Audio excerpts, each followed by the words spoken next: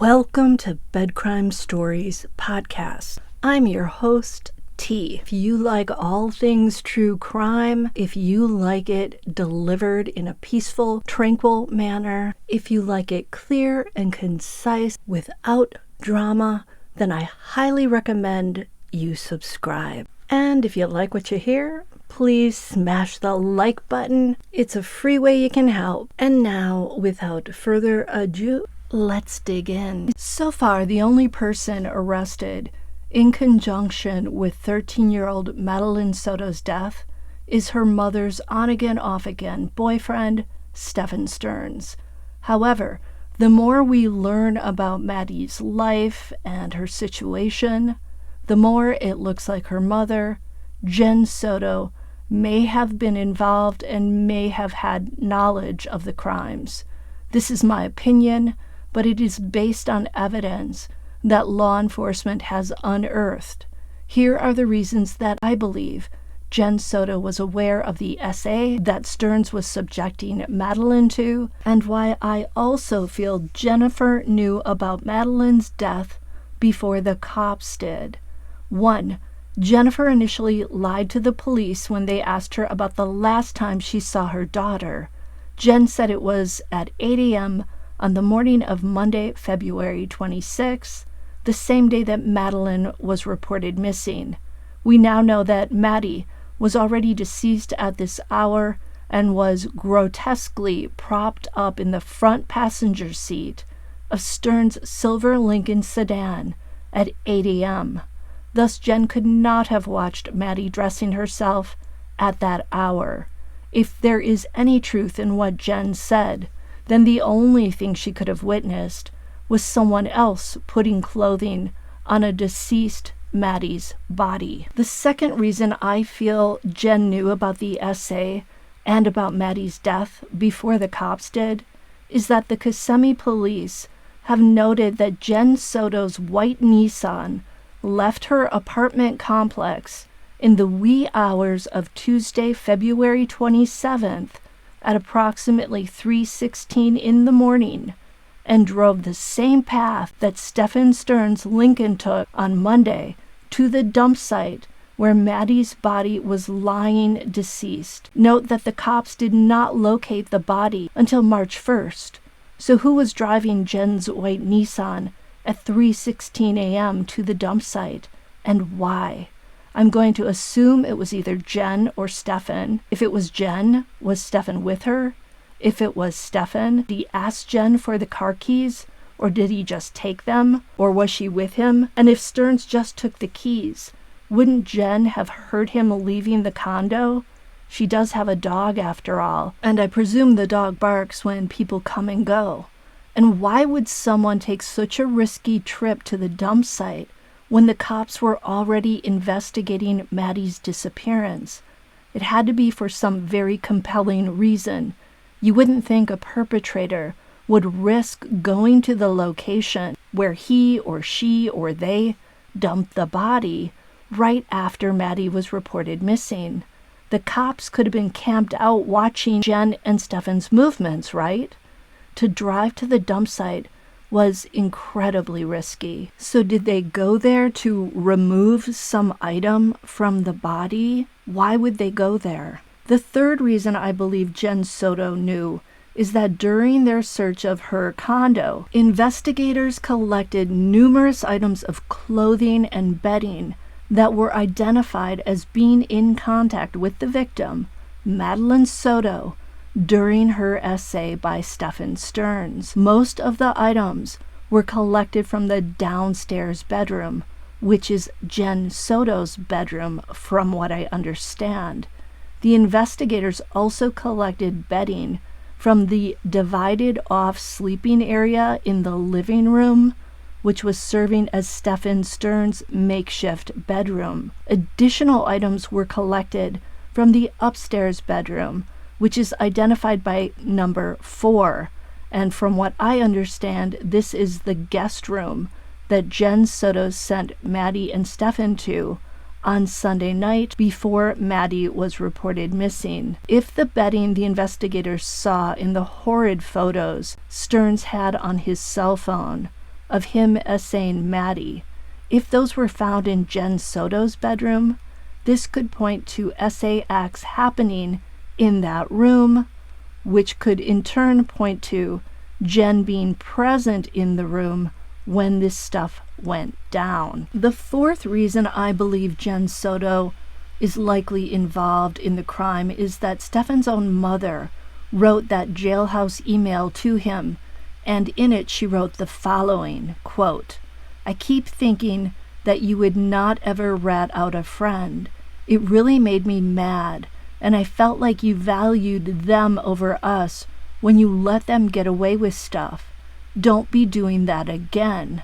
We all know blank," and the name was redacted, but I do believe the name is Jenn, "was heavily involved in this, and I am disgusted that she is free and you are not, when this is not all your fault. You need to think about yourself more and her less. She sure isn't thinking of you and how she can help you right now. That whole family is willing to stay quiet and let you take the fall for everything. When you do that, you are hurting us too," end quote. So from Stern's mother's email, it seems like she is certain that Jenn Soto was involved, and it also seems like Stefan's mother was also possibly aware of this essay crap that her son was subjecting Maddie to. Again, the mother wrote, quote, "We all know," redacted name, which I think is Jenn, "was heavily involved in this, and I am disgusted that she is free and you are not, when this is not all your fault." So those are the four main reasons why I believe Jenn Soto knows more about the crime than she has let on. Now I want to share some fascinating details about the crime that I just learned from the publicly released documents on the case. These are sort of random snippets, so just go with the flow. Maddie was found in between bamboo trees and was covered with dead vegetation. She was in a prone position, which means she was lying down. Her head was face down and facing north. Both of her legs were bent at the knees and facing south. She was wearing a green hoodie with the hood up, covering her head. She was also wearing blue jeans and white socks. Now remember, Stefan Stearns told a reporter, I believe, that he joked with Maddie because she was wearing Crocs with socks that morning when he dropped her off for school. I'm wondering, was that Stearns leaking truth during that interview? To me, it sounds like it. Trigger warning, the next thing I'm going to share with you is rather grotesque. I'm going to describe for you how the medical examiner found Maddie's body when she was repositioned on her back at the dump site. When the body was repositioned, the medical examiner noticed that Maddie was in a state of decomposition with visible insect activity around her mouth, her left eye, her ears, and her right hand. Discoloration was observed on her face, neck, torso, back, and hands. When investigators searched Stefan Stearns' vehicle on the night of Monday, February 26th, they found the following: a Hamidi 9mm Luger handgun in the rear back pocket of the driver's seat.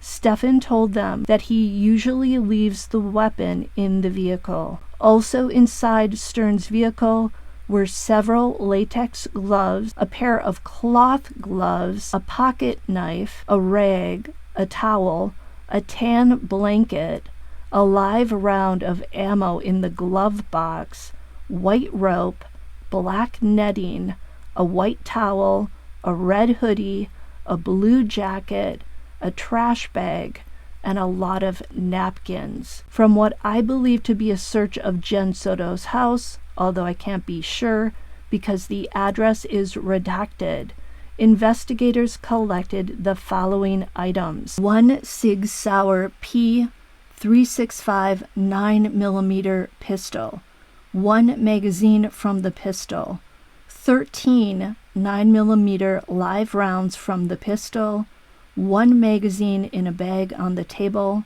12 9mm live rounds from magazine in a bag on the table, 1 holster, 1 red t-shirt in the upstairs bedroom, 1 white flat sheet from a closet, 1 white pillowcase from the bed, 1 white flat sheet from the bed, 1 white fitted sheet from the bed, 1 pair of black boots from bedroom number 4 upstairs, 1 gray comforter from the downstairs bedroom. In addition, investigators collected more bedding from the downstairs bedroom. From the upstairs guest bedroom, investigators found 1 orange bottle of cream that is used by people to give themselves a good time, shall we say, wink, wink. This bottle was actually labeled with the M word, as in blank cream. That orange bottle was in a backpack in the upstairs guest bedroom, where there were also 3 bottles of prescription medication, boxers, underwear, a phone tripod, another comforter, an HP desktop tower. The phone tripod worries me because it makes me wonder if Stearns used that to videotape his acts with Maddie that night. Stefan forgetting to discard the orange bottle of that cream makes me think he was probably in a hurry that morning before he and Jenn reported Maddie missing. You'd think he would have wanted to get that crap out of there just in case the popo came a-knockin'. That's all for now. Let me know what you think in the comments, and I'll see you next time on Bed Crime Stories. Now smash that like button and subscribe.